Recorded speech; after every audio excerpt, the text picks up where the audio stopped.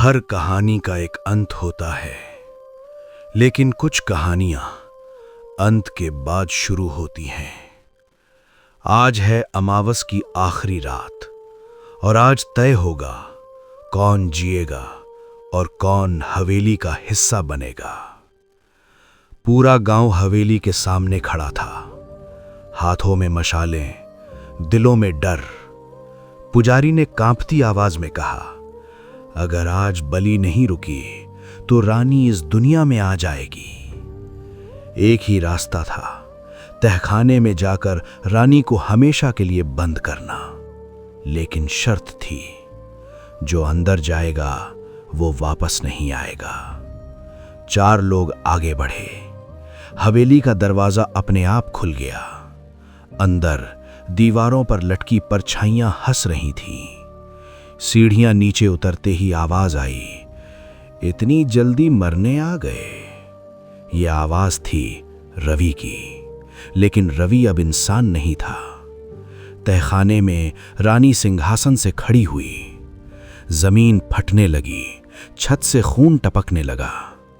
रानी गूंजती आवाज में, 100 साल से भूखी हूं, आज आखिरी अमावस है।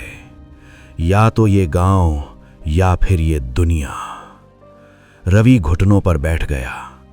रवि, महारानी सब तैयार है। पुजारी आगे बढ़ा। उसने कहा, रानी बलि तुम्हारी नहीं, हवेली की होगी। उसने मंत्र पढ़ा। हवेली की दीवारें कांप उठीं।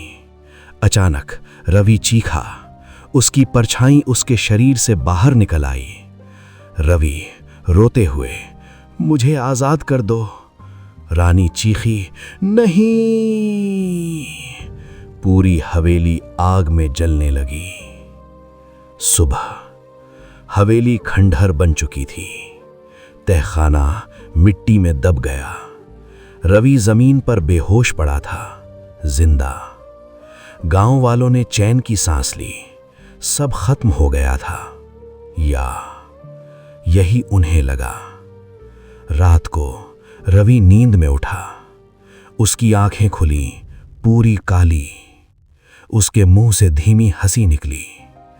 रवि 2 आवाजों में, हवेली जली है, मैं नहीं। कैमरा धीरे धीरे रवि की आंखों के अंदर जाता है और आखिरी शब्द गूंजते हैं, रानी अब बाहर है।